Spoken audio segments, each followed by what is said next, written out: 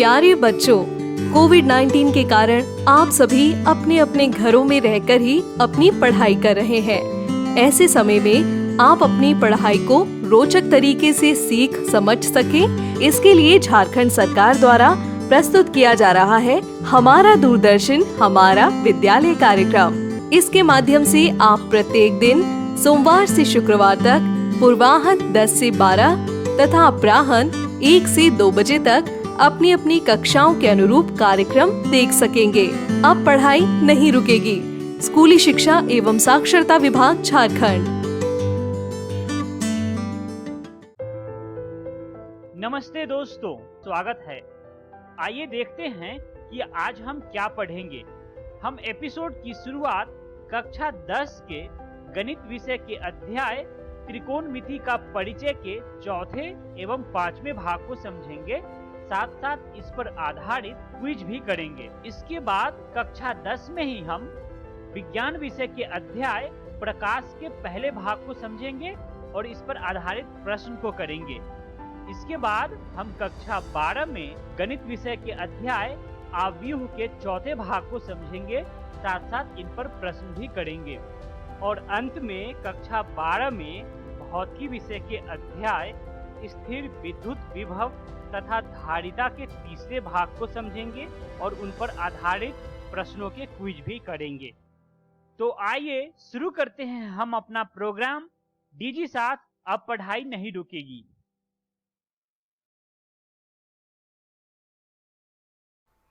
नमस्कार दोस्तों, आज की इस वीडियो में हम त्रिकोणमिति का परिचय पार्ट 4 पढ़ेंगे। चलिए देखते हैं पार्ट 4 में हम क्या पढ़ेंगे। पूरक कोणों के त्रिकोणमितीय अनुपात। पूरक कोणों के त्रिकोणमितीय अनुपात पढ़ने से पहले जान लेते हैं एक बार पूरक कोण क्या होते हैं। आप में से कई बच्चों को पता होगा पूरक कोण के बारे में, जिनको नहीं पता है वो जान लें। पूरक कोण वो कोण होते हैं जिनको जोड़ने पर योग हमारा 90 डिग्री के बराबर है। यानी कोई भी ऐसे दो कोण जिनका योग 90 डिग्री होता है उसको हम पूरक कोण कहते हैं। तो चलिए बढ़ते हैं आगे। पूरक कोण आपको पता चल गया। अब आते हैं त्रिकोणमितीय अनुपात। तो आप पिछली वीडियोस में पढ़ चुके हैं कि कुल मिलाकर 6 त्रिकोणमितीय अनुपात हैं। तो हम यहाँ पर देखेंगे कि उन 6 त्रिकोणमितीय अनुपात में पूरक कोणों को लेकर के किस तरीके के रिलेशंस हैं। तो चलिए देखते हैं। साइन थीटा कॉस थीटा से रिलेटेड होता है अगर हम पूरक कोणों की बात करें तो। इसी प्रकार टेन थीटा कॉट थीटा से रिलेटेड होता है and sec theta cosec theta से रिलेटेड होता है। तो आप देख सकते हैं एक तरीके का और रिलेशन है यहाँ पे। साइन कॉस से रिलेटेड है तो कॉस का जो फुल नेम होता है वो होता है कोसाइन, जो आपने पहली वीडियो में पढ़ा है। इसी प्रकार टेन कॉट से रिलेटेड है तो टेन टेंजेंट से आया है और कॉट कोटेंजेंट से आया है। इसी प्रकार सेक थीटा की बात करें और कोसेक थीटा की बात करें तो सेक सीकेंट से आया है तो कोसेक कोसीकेंट से आया है। तो इस तरीके का रिलेशन होता है इसमें। तो चलिए फॉर्मूला देखते हैं इस पे बेस्ड कैसे होते हैं एक एक करके। तो सबसे पहले साइन एंड कॉस की बात करें। Sine theta and cos theta की अगर हम बात करें तो पहला फॉर्मूला है साइन 90 डिग्री माइनस थीटा बराबर होता है कॉस थीटा। इसी प्रकार कॉस 90 डिग्री माइनस थीटा बराबर होता है साइन थीटा के। अगली देखते हैं टेन थीटा तथा कॉट थीटा। तो यहाँ पे फॉर्मूला होता है टेन 90 डिग्री माइनस थीटा बराबर कॉट थीटा के और इसी प्रकार कॉट 90 डिग्री माइनस थीटा बराबर होता है टेन थीटा। अगली दो त्रिकोणमितीय अनुपात के बारे में देखते हैं जो है सेक थीटा तथा कोसेक थीटा। तो यहाँ पे सूत्र होगा सेक 90 डिग्री माइनस थीटा बराबर कोसेक थीटा तथा कोसेक 90 डिग्री माइनस थीटा बराबर सेक थीटा। तो चलिए एक बार सारे सूत्रों को एक साथ देखते हैं ताकि आप लोग अपनी कॉपी में इसे नोट कर सकें। पहला सूत्र है साइन 90 डिग्री माइनस थीटा बराबर cos theta, cos 90 degree minus theta बराबर साइन थीटा। तीसरा है tan 90 डिग्री माइनस थीटा बराबर cot थीटा। चौथा है cot 90 डिग्री माइनस थीटा बराबर tan थीटा। पांचवा है sec 90 डिग्री माइनस थीटा बराबर cosec थीटा। तथा छठा और आखिरी सूत्र है cosec 90 डिग्री माइनस थीटा बराबर sec थीटा। तो ये 6 सूत्र हैं जिसका हम प्रयोग करेंगे। चलिए प्रश्न देखते हैं किस प्रकार हम इसको प्रयोग करेंगे।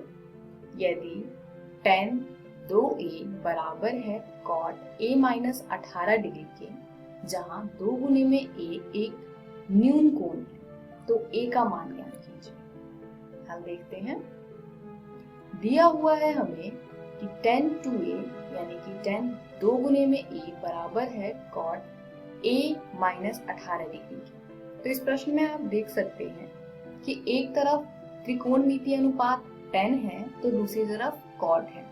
इन प्रश्नों को हल करने के लिए हमें दोनों तरफ एक ही त्रिकोणमितीय अनुपात चाहिए होता है। तो हम यहाँ पर क्या करेंगे, या तो हम cot को tan में कन्वर्ट कर सकते हैं या फिर हम tan को cot में बदलेंगे। तो चलिए यहाँ पर हम tan को cot में बदलते हैं। तो सूत्र याद कीजिए क्या है, tan थीटा बराबर होता है cot 90 डिग्री माइनस थीटा।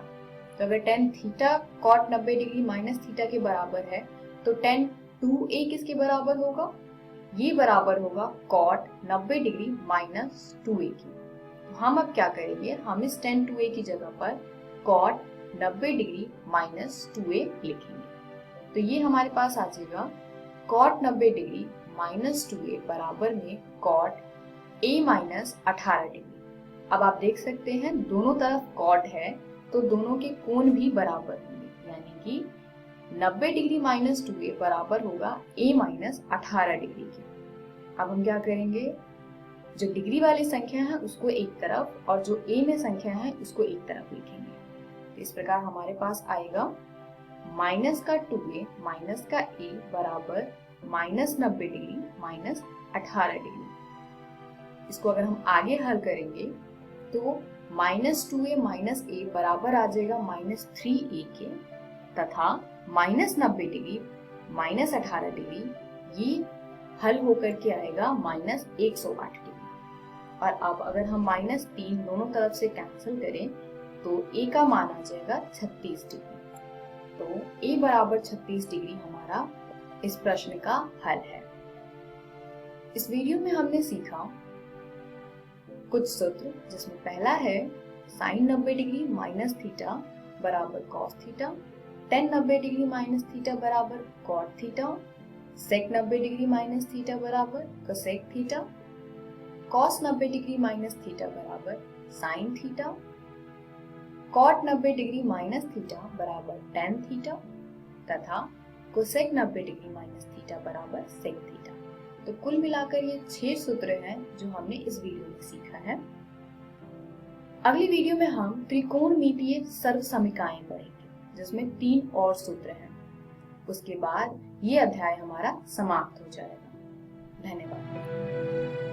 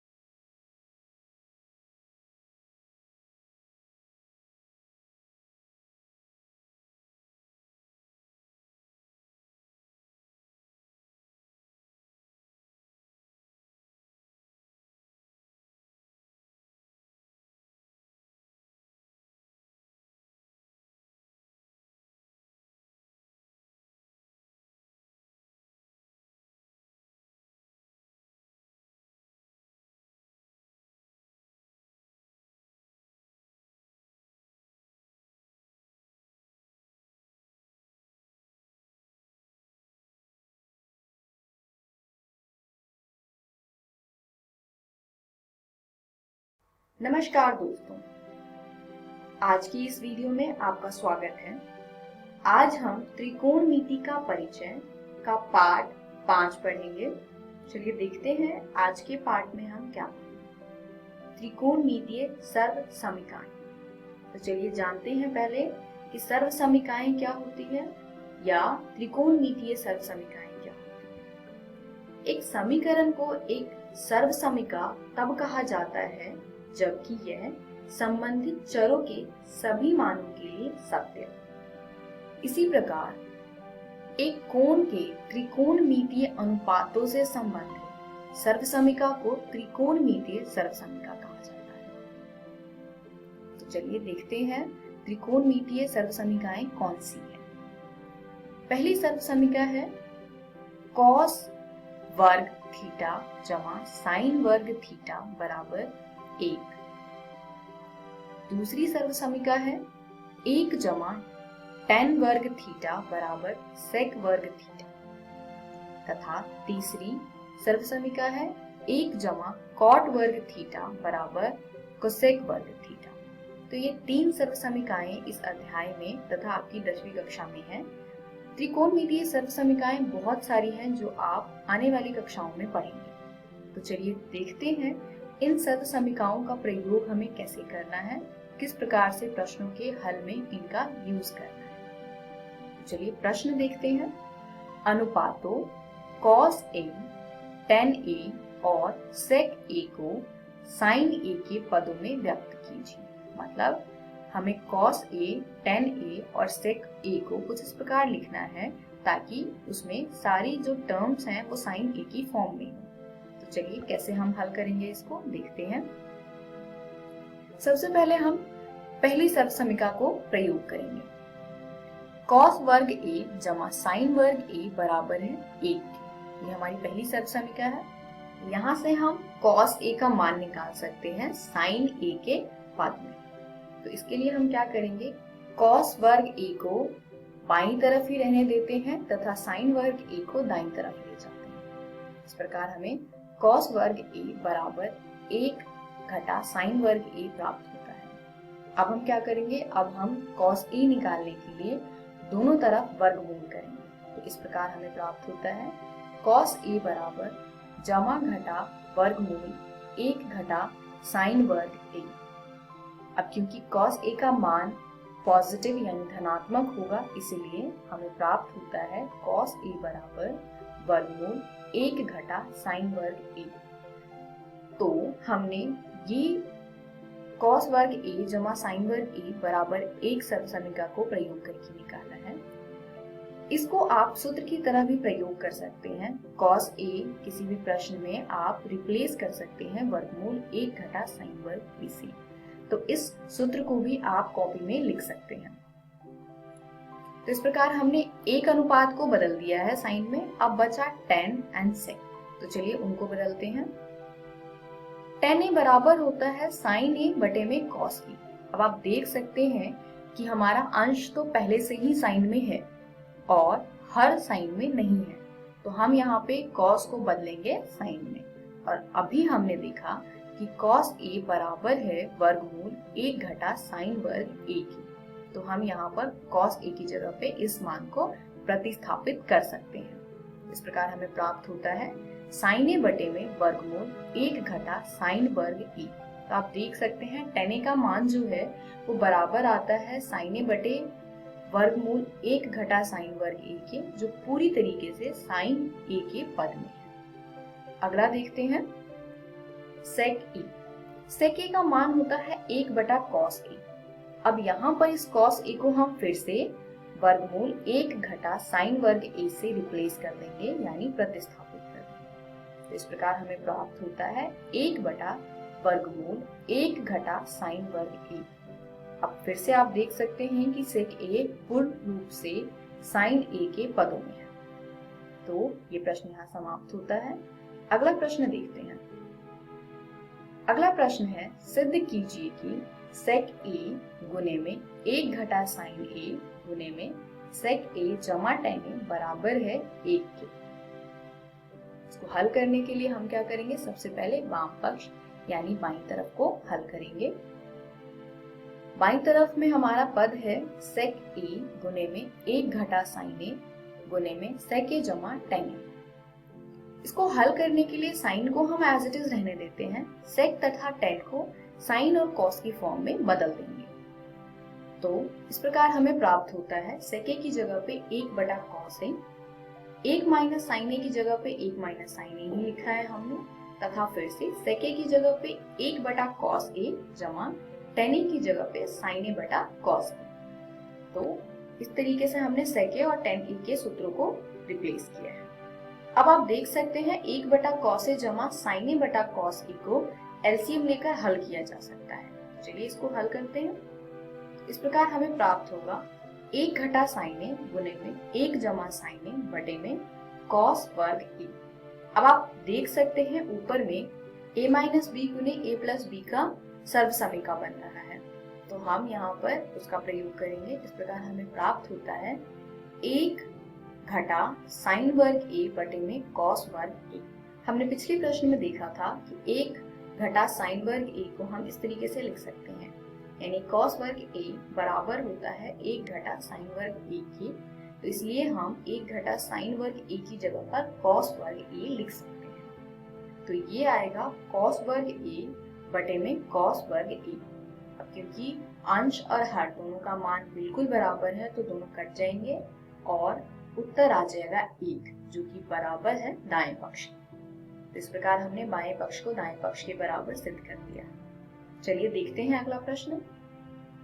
सिद्ध कीजिए कि कॉट ए घटा कॉस ए बटे में कॉट ए जमा कॉस ए बराबर है कोसेक ए घटा 1 बटे में कोसेक ए जमा 1। तो इसके लिए हम फिर से वाम पक्ष लेंगे। वाम पक्ष में क्या है, कॉट ए घटा कॉस ए बटे में कॉट ए जमा कॉस ए। अब यहाँ पर हम कॉट ए को बदल सकते हैं फिर से साइन कॉस में, तो कॉट ए बराबर हो जाता है कॉस ए बटे में साइन ए के, तो ये कुल मिलाकर बराबर होगा कॉस ए बटे साइन ए घटा कॉस ए बटे में कॉस ए बटे साइन ए जमा कॉस ए। अब आप देख सकते हैं कि अंश में भी कॉस ए उभयनिष्ठ है तथा हर में भी कॉस ए उभयनिष्ठ है, तो यहाँ से हम इसको कॉमन लेंगे। ये आ जाएगा कॉस ए ब्रैकेट में 1 बटा साइन ए घटा 1 बटे में कॉस ए ब्रैकेट 1 बटा साइन ए जमा 1। अब कॉस ए से कॉस ए कैंसिल हो जाएगा, बाकी हमारे पास बचा 1 बटा साइन ए घटा 1 बटे में 1 बटा साइन ए जमा 1। अब आप जानते हैं 1 बटा साइन ए का मान क्या होता है, जी हाँ कोसेक ए। इसको हम रिप्लेस करेंगे, ये आ जाएगा कोसेक ए घटा 1 बटे में कोसेक ए जमा 1 की, जो कि दायां पक्ष है। यानी इस प्रश्न में भी हमने बायां पक्ष को दाएं पक्ष के बराबर सिद्ध कर दिया। तो इस प्रकार के प्रश्न आते हैं परीक्षा में, जहाँ पे आपको सिद्ध करने वाले प्रश्न दिए होंगे वहां पर आपको त्रिकोणमितीय सर्वसमीकाओं का प्रयोग करना है और उसको हल करना है। इस वीडियो में हमने त्रिकोणमितीय सर्वसमीकाएं किए हैं, जिसमें 3 सर्वसमीका हमने पढ़ा है। पहला है कॉस वर्ग थीटा जमा साइन वर्ग थीटा बराबर 1।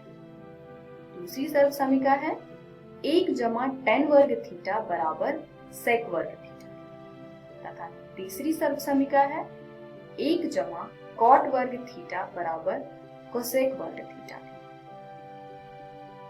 हमारी अगली वीडियो में हम कुछ प्रैक्टिस क्वेश्चंस करेंगे। तो यहाँ तक हमने सारी कॉन्सेप्ट वीडियोस कर लिए हैं, यानी कुल मिलाकर 5 वीडियोस किए हैं हमने, और पांचों वीडियोस में आपको 8.1, 8.2, 8.3 तथा 8.4 के प्रश्नों को किस प्रकार हल करना है वो बताया गया है।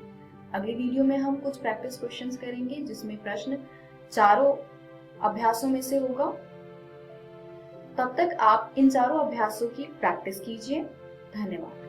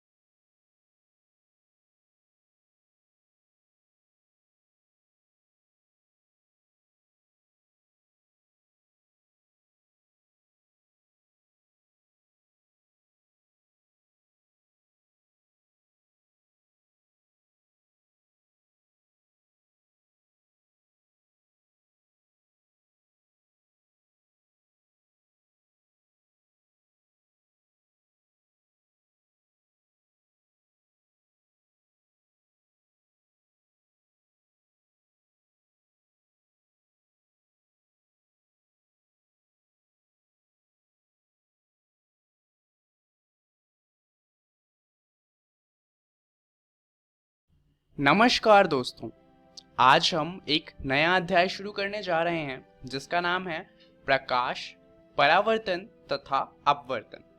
अब जैसा कि नाम से पता चलता है, हम इसमें प्रकाश के बारे में पढ़ेंगे, प्रकाश के परावर्तन के बारे में पढ़ेंगे और प्रकाश के अपवर्तन के बारे में पढ़ेंगे। पर इन सभी के बारे में पढ़ने से पहले हमें प्रकाश के बारे में जानना ज़्यादा ज़रूरी हो जाता है। तो इसलिए ये जो वीडियो है ये एक इंट्रोडक्टरी वीडियो होगा जहाँ पर हम जानेंगे कि आखिर प्रकाश क्या है और वो काम कैसे करता है, हमारी मदद किस प्रकार करता है और इसके बारे में पढ़ना ज़रूरी क्यों है। तो चलिए जानते हैं कि इस वीडियो में हम क्या जानने वाले हैं। सबसे पहले हम बात करेंगे प्रकाश की, उसके बाद हम बात करेंगे परावर्तन की और उसके बाद हम जानेंगे गोलीय दर्पण के बारे में कि आखिर गोलीय दर्पण क्या होता है। शुरुआत करते हैं प्रकाश से। तो जैसा कि हम जानते हैं, पृथ्वी पर सूर्य ऊर्जा का एक परम स्रोत है। प्रकाश ऊर्जा भी सूर्य से हमें काफी हद तक मिलती है। जैसा कि हम जानते हैं, सूर्य से हमें दो ऊर्जा मिलती है, एक तो मिलती है ताप ऊर्जा और दूसरी मिलती है प्रकाश ऊर्जा। तो हमारा ज्यादातर जो प्रकाश होता है वो हमें सूर्य से ही मिलता है। जैसा कि हम जानते हैं, दिन सूर्य की वजह से होते हैं, परंतु सूर्य एक इकलौता प्रकाश का सोर्स नहीं है। इसके अलावा भी हमारे पास प्रकाश के सोर्स हैं, जैसे कि हमारे घर में लगे हुए बल्ब। पर इनको जलाने के लिए हमें विद्युत की आवश्यकता होती है, क्योंकि ये बल्ब विद्युत को एक स्रोत के रूप में इस्तेमाल करते हैं और उस विद्युत की मदद से हमें प्रकाश देते हैं। अब चलिए एक सेकंड के लिए ऐसा अज्यूम करते हैं कि प्रकाश हो ही ना, तो क्या होगा। अगर प्रकाश हो ही ना तो आप इस वीडियो को नहीं देख सकते, आपको सिर्फ अंधेरा दिखाई देगा, हर जगह सिर्फ काला रंग नजर आएगा। ऐसा इसलिए होगा क्योंकि हमारी देखने में मदद करता है प्रकाश। तो सवाल ये है कि आखिर हम अंधेरे में देख क्यों नहीं सकते, और अगर प्रकाश हमारी मदद करता है तो प्रकाश हमारी देखने में मदद करता कैसे है। क्या आपके पास इसका कोई उत्तर है? जरा सोचिए। चलिए उत्तर जानते हैं। दरअसल मान लीजिए कोई प्रकाश का सोर्स है, जैसे कि एक बल्ब, तो उससे क्या होगा कि प्रकाश की बहुत सारी किरणें निकलेंगी। मान लीजिए कि एक सेब रखा हुआ था, तो क्या होगा, प्रकाश की किरणें उस सेब पर भी आएंगी। वहां पर क्या होगा कि ये जो सेब है वो प्रकाश का परावर्तन करेगा और उससे ये जो किरण होगी वो हमारी आंखों तक पहुंचेगी, और इसलिए ये जो किरण जो सेब पे पड़ी है वो हमारी आंखों तक आएगी और इस वजह से हम सेब को देख पाएंगे। अब जब अंधेरा होता है, यानी कि जब प्रकाश की किरणें नहीं होती, तो जो सेब होता है उसके पास कोई भी किरण होती ही नहीं परावर्तन के लिए, और इसलिए सेब से कोई किरण परावर्तित नहीं होती और हमारी आंखों तक कोई रोशनी नहीं पहुंचती, और इसीलिए अंधेरे में हम कुछ देख नहीं पाते। ये कारण है कि हम अंधेरे में देख नहीं सकते। अब एक और चीज है, कुछ चीजें ट्रांसपेरेंट होती हैं, यानी कि उनके आर पार देखा जा सकता है, वो पारदर्शी होती हैं, जैसे कि शीशा। तो आखिर इसका रीजन क्या है? दरअसल इसका कारण ये है कि प्रकाश की जो किरणें होती हैं, मान लीजिए प्रकाश की किरण जो सेब पर आई, वो किरणें क्या करेंगी कि वो इस शीशे के आर पार जा सकती हैं। अब क्योंकि ये शीशे के आर पार जा सकती है तो हमारी आंखों तक तो फिर भी पहुंच जाएगी। अब क्योंकि ये प्रकाश का परावर्तन सेब ने किया था तो हमारे आंखों तक जो रोशनी पहुंचेगी उससे हमें सेब दिखाई देगा, और क्योंकि बीच में शीशा है और फिर भी हम सेब देख सकते हैं, हम ये मान लेते हैं कि जो शीशा है वो पारदर्शी होता है। और यही कारण है किसी चीज के पारदर्शी होने का, क्योंकि जितनी भी चीजें पारदर्शी होती हैं उनसे जो प्रकाश की किरणें होती हैं वो दूसरी तरफ जा सकती हैं।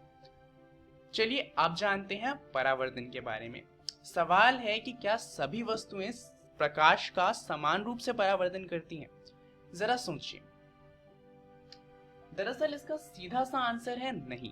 अभी ही हमने देखा दो चीजों के बारे में, एक था हमारा सेब और दूसरा था हमारा शीशा। दोनों प्रकाश का परावर्तन एक तरीके से नहीं करती, एक से तो हमारी आंखों तक रोशनी आती है और दूसरे में तो रोशनी उसकी दूसरी तरफ भी जा सकती है। तो इससे हमें पता चलता है कि हर वस्तु प्रकाश का अलग रूप से परावर्तन करती है। चलिए एक और उदाहरण देते हैं। एक सेब है और एक धातु है। हम जानते हैं कि जो सेब है वो रोशनी का परावर्तन उतने अच्छे से नहीं कर पाता, परंतु जो धातु होता है वो रोशनी का परावर्तन बहुत अच्छे से करता है और इसीलिए धातु बहुत ही ज़्यादा चमकदार होता है। चमकदार धातुओं की बात करी है तो सबसे चमकदार धातुओं में एक धातु है सिल्वर, और ये इतना ज़्यादा चमकदार होता है कि हम इसे शीशा बनाने के लिए इस्तेमाल करते हैं। इससे हम कई तरह के शीशे बना सकते हैं, जैसे कि यहाँ पर उदाहरण दिया हुआ है समतल दर्पण का। दरअसल हम जितने भी तरह के दर्पण बनाते हैं उन सभी में हम सिल्वर का इस्तेमाल करते हैं, क्योंकि सिल्वर बहुत ही अच्छे से परावर्तन करता है और इसलिए उसके अंदर जो प्रतिबिंब दिखता है वो काफ़ी हद तक बिंब के बराबर होता है और इसीलिए वो परावर्तन काफ़ी अच्छे से कर पाते हैं और उनका इस्तेमाल किया जाता है दर्पण बनाने के लिए। अब चलिए परावर्तन के कुछ नियमों को जानते हैं। प्रकाश के परावर्तन का पहला नियम है आपतन कोण परावर्तन कोण के बराबर होता है। अब आपतन कोण और परावर्तन कोण क्या होते हैं, इसे जानने से पहले हमें ये जानना होगा कि आपतित किरण और परावर्तित किरण क्या होती है। अब आपतित किरण वो किरण होती है जो सोर्स से आई है, जैसे कि मान लीजिए बल्ब से जो रोशनी निकलती है वो आपतित किरण कही जा सकती है। आपतित किरण वो किरण होती है जिसका परावर्तन अभी होना है, तो आपतित किरण आएगी दर्पण पे और उसका परावर्तन होगा और उससे बनेगी परावर्तित किरण। अब आपतित किरण जिस पॉइंट पर दर्पण से टकराएगी उस पॉइंट पर अगर हम एक परपेंडिकुलर खींचें तो उसे कहा जाता है अभिलंब। अब अभिलंब और आपतित किरण के बीच में जो कोण बनता है उसे कहा जाता है आपतन कोण, और अभिलंब और परावर्तित किरण के बीच में जो कोण बनता है उसे कहा जाता है परावर्तन कोण। और ये जो आपतन कोण और परावर्तन कोण होते हैं ये हमेशा बराबर होते हैं परावर्तन में। इसका दूसरा नियम है कि आपतित किरण, अभिलंब तथा परावर्तित किरण सभी एक ही तल में होते हैं। अब इसका मतलब ये है कि आपतित किरण, अभिलंब और परावर्तित किरण जो हैं वो तीनों मिलकर एक 2D इमेज बनाते हैं और इसीलिए वो तीनों ही एक ही तल में होंगे। चलिए अब जानते हैं आभासी और वास्तविक में अंतर। दरअसल जो प्रतिबिंब शीशे के अंदर दिखाई देते हैं उन्हें कहा जाता है आभासी, और जो शीशे के बाहर बनते हैं उन्हें कहा जाता है वास्तविक। उदाहरण के लिए समतल दर्पण जो होता है वो हमेशा आभासी प्रतिबिंब बनाता है, क्योंकि हम जानते हैं जब हम दर्पण के आगे खड़े होते हैं तो समतल दर्पण में क्या होता है कि हमें हमारा प्रतिबिंब शीशे के अंदर दिखाई देता है। जब इस तरह का प्रतिबिंब बनता है जो शीशे के अंदर हो उसे कहा जाता है आभासी, परंतु अगर वो प्रतिबिंब शीशे से बाहर बनता है और हम उसे किसी पेपर पे देख सकते हैं तो उसे कहा जाता है वास्तविक। अब ये जो होता है ये कभी भी समतल दर्पण में नहीं होता, ये होता है गोलीय दर्पण में।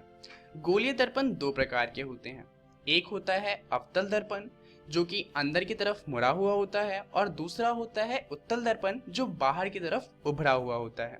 चलिए जानते हैं कि ये बनते कैसे हैं। दरअसल गोलीय दर्पण वह दर्पण है जिसमें एक गोलाकार सतह से कटे हुए टुकड़े के आकार होते हैं। उदाहरण के लिए ये एक गोलीय दर्पण है। मान लीजिए हमारे पास एक शीशे की बॉल है और अगर हम इसे दोनों तरफ से काट दें तो हमारे पास कुछ इस तरह का शीशा बच जाएगा। अगर हम इन दोनों शीशों से दर्पण बनाएं तो जो दर्पण बनेंगे वो गोलीय दर्पण कहलाएंगे। अगर हम गोलीय दर्पण की बात करें तो उन दर्पण में एक तो होता है हमारा मुख्य अक्ष, उसके अलावा इसके अंदर होता है एक मुख्य फोकस और एक होता है वक्रता केंद्रक और उसके अलावा एक होता है हमारा ध्रुव। अब ये चीज़ें क्या होती हैं इनके बारे में आपको घर से पढ़कर आना है, इसके बारे में हम बात करेंगे अगली वीडियो में। तब तक चलिए जानते हैं कि इस वीडियो में हमने क्या क्या जान लिया। सबसे पहले हमने बात करी प्रकाश की, उसके बाद हमने जाना परावर्तन के बारे में और उसके बाद हमने जाना गोलीय दर्पण के बारे में। अब इन सभी चीज़ों के बारे में और अच्छे से जानने के लिए आपको अपनी NCERT की किताब का प्रकाश, परावर्तन तथा अपवर्तन वाला अध्याय पढ़ना है।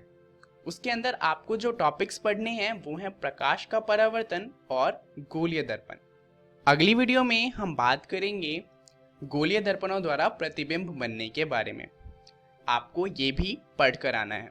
इस वीडियो के लिए इतना ही, धन्यवाद। Daily quiz.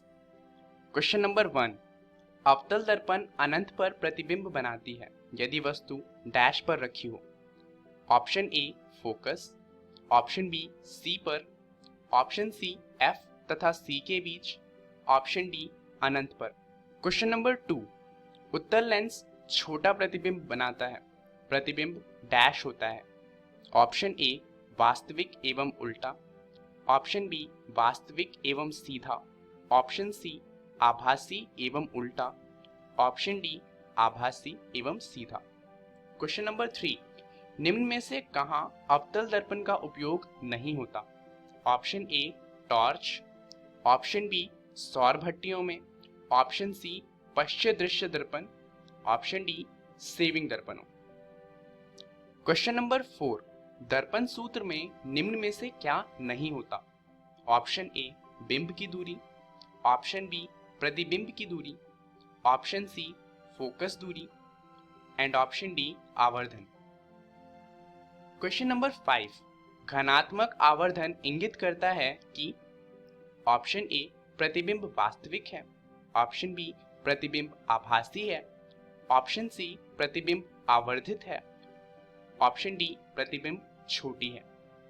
सही उत्तर question number 1 A, question number 2 D, question number 3 C, question number 4 D, question number 5 A. नमस्कार दोस्तों, आव्यूह यानी कि मैट्रिसेस की वीडियो में आपका स्वागत है। तो चलिए देखते हैं हम इसमें क्या पढ़ेंगे। आव्यूह के परिवर्त के गुणधर्म, सममित विषम आव्यूह तथा सममित आव्यूह। शुरू करते हैं आव्यूह के परिवर्त के गुणधर्म से। यह मैंने 2 गुणा 2 कोटि का एक आव्यूह लिया है। अब हमें इसका परिवर्त करना है। तो देखते हैं हम कैसे करेंगे।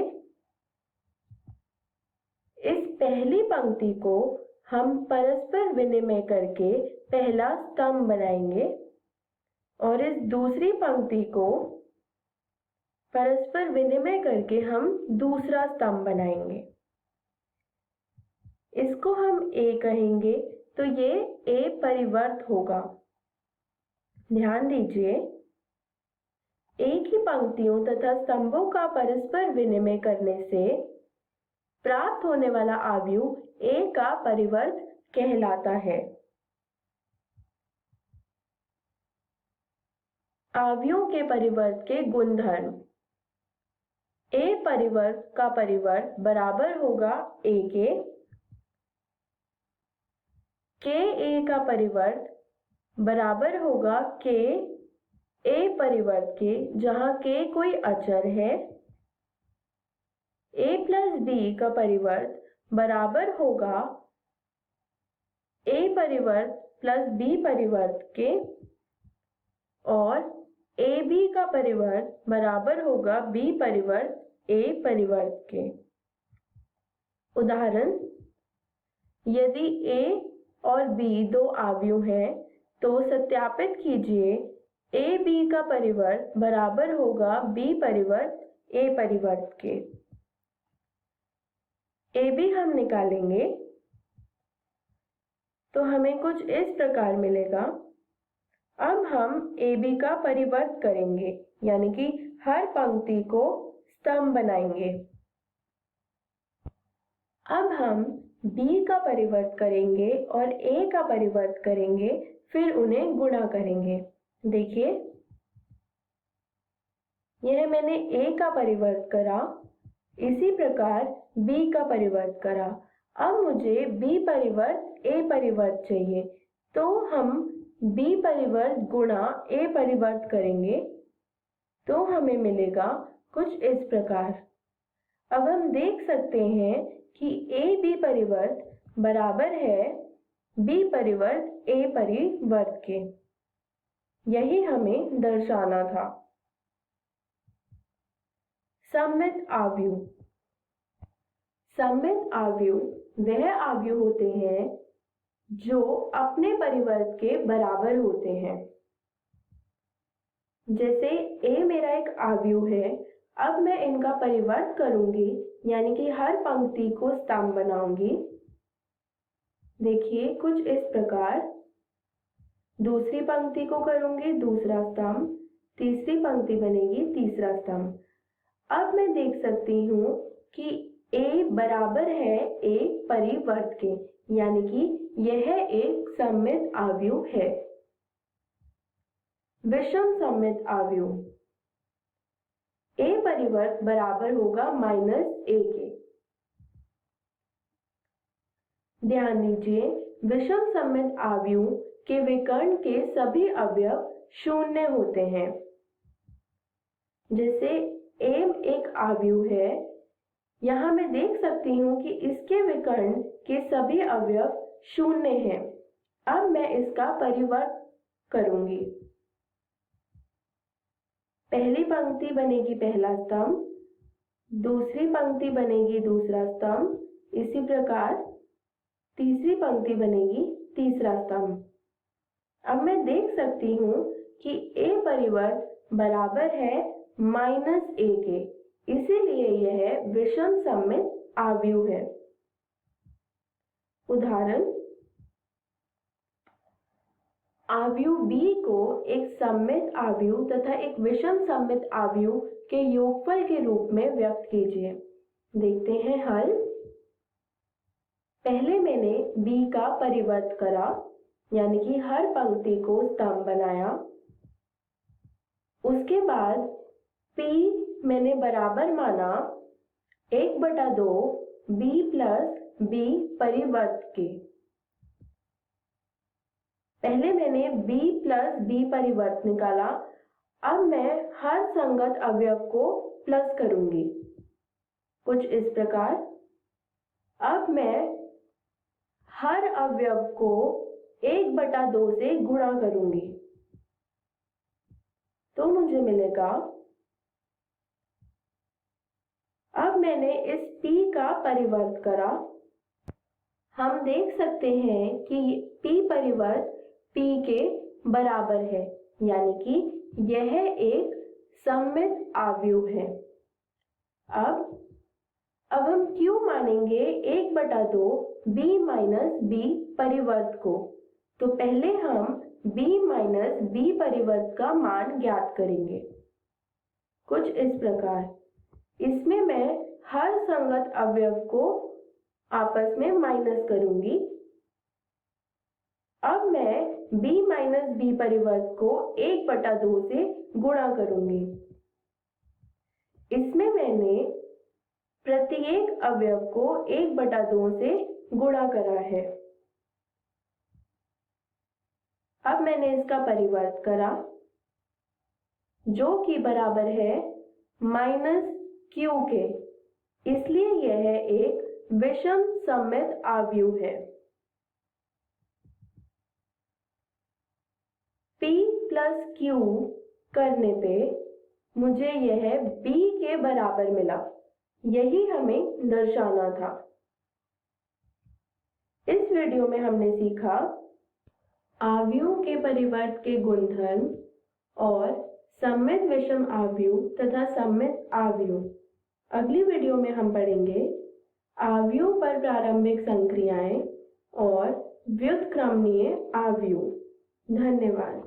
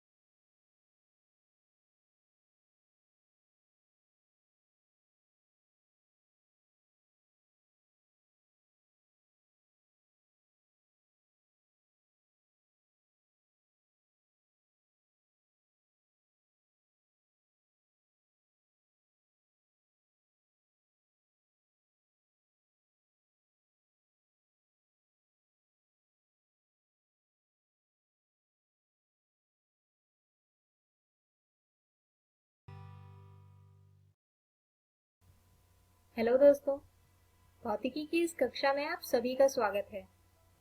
दोस्तों, आज के इस वीडियो में हम अध्याय 2 स्थिरवैद्युत विभव तथा धारिता का तीसरा भाग समझेंगे और इस भाग में हम 2 विषयों के बारे में जानेंगे जिन्हें कहा जाता है आवेशों के निकाय की स्थितिज ऊर्जा और बाह्य क्षेत्र में स्थितिज ऊर्जा। लेकिन अपने पहले विषय आवेशों के निकाय की स्थितिज ऊर्जा को समझने से पहले एक बार दोहरा लेते हैं कार्य ऊर्जा प्रमेय को, जिसे हमने क्लास 11th में समझा था।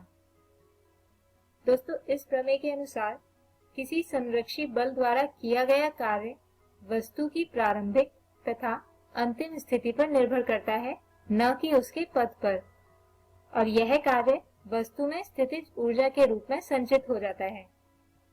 यानी हम ये कह सकते हैं कि किया गया कुल कार्य वस्तु की प्रारंभिक और अंतिम स्थिति में स्थितिज ऊर्जा का अंतर होता है। अब जैसे यहाँ हम एक उदाहरण से समझते हैं।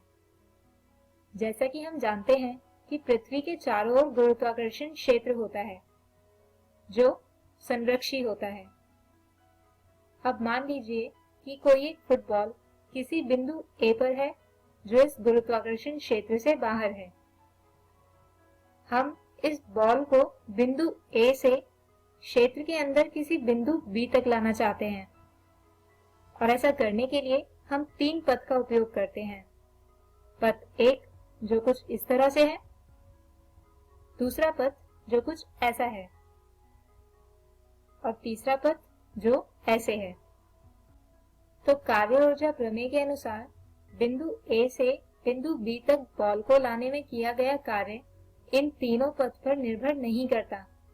यानी इन तीनों ही परिस्थितियों में किया गया कार्य बराबर होगा और ये बराबर होगा दोनों ही बिंदुओं पर बॉल की स्थितिज ऊर्जा के अंतर के, जिसे लिखा जा सकता है W A से B बराबर U1 घटा U2। अब ठीक इसी तरह मान लीजिए कि हमें 3 आवेशों को अनंत दूरी से मूल बिंदु के सापेक्ष किसी निश्चित दूरी तक लाना है। तो आवेशों के इस निकाय की कुल स्थितिज ऊर्जा कितनी होगी, इसे प्राप्त करने के लिए हमें गणना करनी होगी इन तीनों आवेशों को अनंत से इन बिंदुओं तक लाने में किए गए कुल कार्य की, जो बराबर होगा कुल स्थितिज ऊर्जा के। तो आइए जानते हैं इन आवेशों को इस स्थिति में लाने के लिए कुल कितना कार्य करना पड़ा। सबसे पहले आवेश Q1 के लिए अगर हम देखें तो इसे अनंत से मूल बिंदु से R1 दूरी तक लाने में किया गया कार्य 0 होगा, क्योंकि इस स्थिति में लाने के लिए आवेश Q1 को किसी बाहरी क्षेत्र के विरुद्ध कार्य नहीं करना पड़ा। तो इस स्थिति में लाने के बाद आवेश Q1 अपने आसपास एक विभव बना लेगा जिसका मान होगा V1 बराबर 1/4 पाई एप्सिलॉन नॉट Q1 बटे R1। अब मान लीजिए कि हम एक और आवेश Q2 को अनंत दूरी से इसके पास किसी निश्चित बिंदु पर लेकर आते हैं। ऐसा करने के लिए हमें आवेश Q1 की वजह से बनने वाले विद्युत क्षेत्र के विरुद्ध कार्य करना पड़ेगा। और जैसा कि हम जानते हैं कि कार्य बराबर होगा आवेश Q तथा किसी और आवेश के कारण बनने वाले विभव के गुणनफल के। यानी यहाँ पर कार्य W2 होगा Q2 गुणा V1, या इसे लिख सकते हैं W2 बराबर 1/4 pi epsilon not Q1 Q2 बटे R12। दोस्तों, यहाँ पर R12 Q1 और Q2 के बीच की दूरी है और कार्य ऊर्जा प्रमेय के अनुसार जैसा कि हमने देखा था कि ये किया गया कुल कार्य बराबर होगा इस निकाय की स्थितिज ऊर्जा के। यानी आवेशों की निकाय की कुल स्थितिज ऊर्जा U होगी 1/4 pi epsilon not Q1 Q2 बटे R12।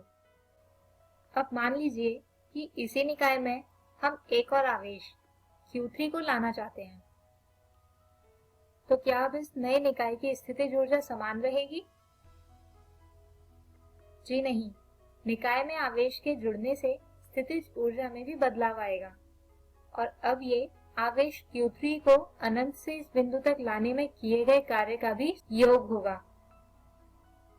तो जैसा कि हमने अभी देखा था कि Q1 को लाने में किया गया कार्य था 0, जबकि इसकी वजह से इसके चारों ओर दिक् स्थान में बनने वाला विभव V1 था 1/4πε0 Q1/R1।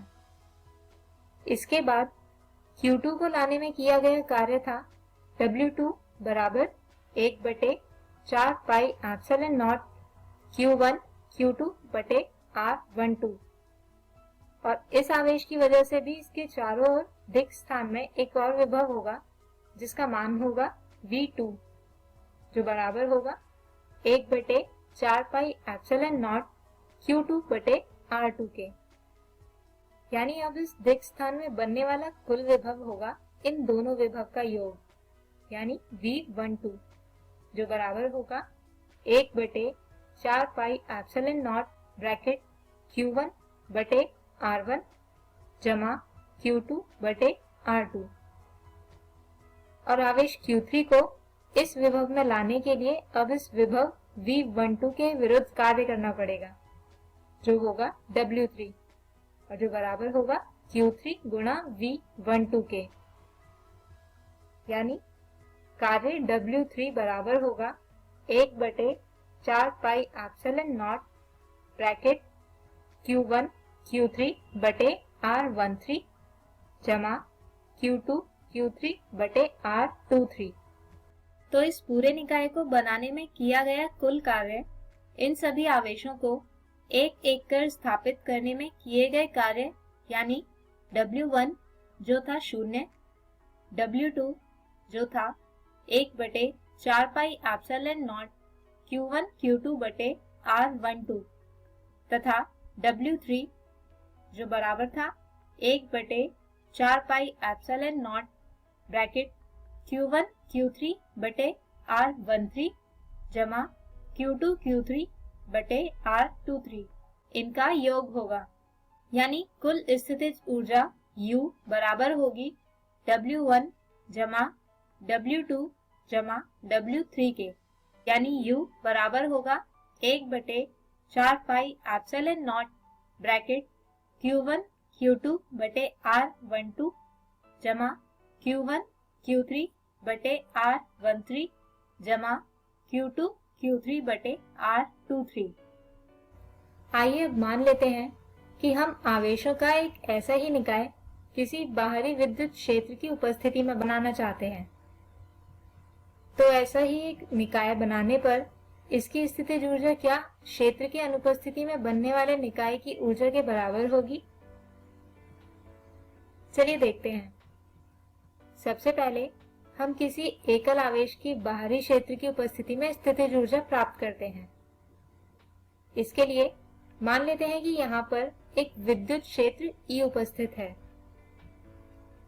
अब हम किसी आवेश Q को अनंत से क्षेत्र के अंदर किसी बिंदु P पर लाना चाहते हैं। मान लीजिए कि इस बिंदु पर विभव VR है।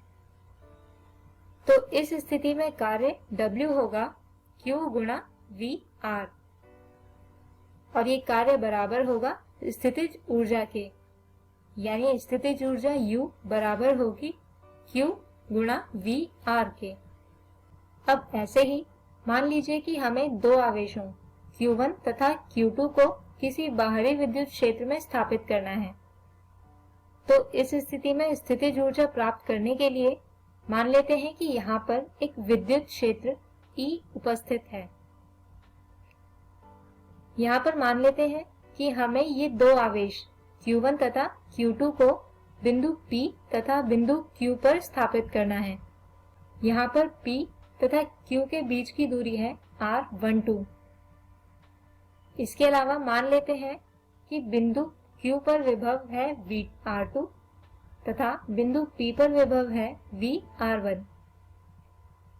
तो सबसे पहले आवेश Q1 को बिंदु P पर लाने में किया गया कार्य होगा W1 जो बराबर होगा Q1 गुणा VR1 के। ठीक इसी तरह आवेश Q2 को बिंदु Q पर लाने में किया गया कार्य होगा W2, जो बराबर होगा Q2 गुणा VR2 जमा 1/4πε0 Q1 Q2 बटे R12। दोस्तों यहाँ पर दूसरा पद आवेश Q1 की उपस्थिति की वजह से बनने वाला विभव है। अब कुल स्थितिज ऊर्जा इन दोनों आवेशों को स्थापित करने में किए गए कार्य का योग होगा, यानी W1 जमा W2, अर्थात U बराबर होगा Q1 गुणा VR1 जमा Q2 गुणा VR2 जमा 1/4πε0 Q1 Q2 बटे R12। आइए अब एक और स्थिति देखते हैं जिसमें एक द्विध्रुव किसी बाहरी विद्युत क्षेत्र में रखा है। अब जैसा कि हम जानते हैं कि विद्युत द्विध्रुव खुद को बाहरी क्षेत्र की दिशा में ही स्थापित कर लेता है और ऐसा करने के लिए उस पर विद्युत क्षेत्र एक बल आघूर्ण लगाता है, जिसे यहाँ टाउ बाह्य से दर्शाया गया है। तो इस बल आघूर्ण का मान होगा P sin थीटा। यहाँ पर P द्विध्रुव आघूर्ण तथा E विद्युत क्षेत्र है। अब द्विध्रुव को विद्युत क्षेत्र की दिशा में स्थापित करने में किया गया कुल कार्य होगा W बराबर इंटीग्रेशन F.ds, यानी इंटीग्रेशन θ0 से θ1 टाउ बाह्य d थीटा। अब इसे लिख सकते हैं कि W बराबर होगा integration PE sin theta d theta के, जिसे हल करने पर आता है W बराबर PE bracket cos θ0 minus cos θ1। अब जैसा कि हम जानते हैं कि द्विध्रुव का प्रारंभिक कोण अधिकतम π/2 होगा, जिसे बल आघूर्ण लगाने के बाद किसी निश्चित कोण थीटा तक घुमाया जाता है। यानी ऐसा करने में स्थितिज ऊर्जा होगी U थीटा बराबर ऋणात्मक PE cos थीटा, या इसे लिख सकते हैं कि U थीटा बराबर ऋणात्मक P.E। तो दोस्तों, हम उम्मीद करते हैं कि आपको हमारा आज का ये वीडियो समझ आया होगा। हमारे आज के इस वीडियो में हमने समझा आवेशों की निकाय की स्थितिज ऊर्जा को और बाह्य क्षेत्र में स्थितिज ऊर्जा को। हमारे अगले वीडियो में हम जानेंगे चालक स्थिर वैद्युतिकी को। तब तक के लिए गुड बाय।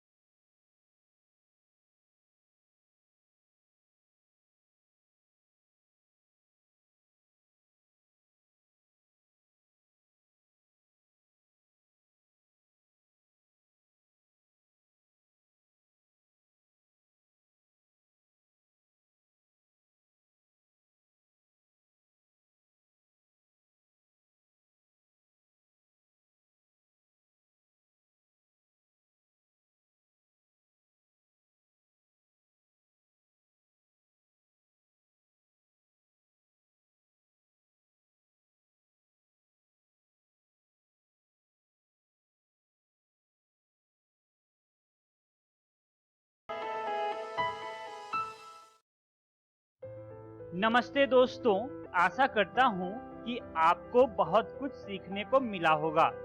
तो आइए देखते हैं कि आज हमने क्या क्या पढ़ा। सबसे पहले हम कक्षा 10 में गणित के अध्याय त्रिकोणमिति का परिचय के बारे में पढ़ा। उसके बाद कक्षा 10 में ही विज्ञान विषय के अध्याय प्रकाश को समझा और इसके बाद कक्षा 12 में गणित विषय के अध्याय आव्यूह को पढ़ा और अंत में कक्षा 12 में ही हम भौतिकी विषय के अध्याय स्थिर विद्युत विभव तथा धारिता को समझा। आइए देखते हैं कि हम कल क्या पढ़ेंगे।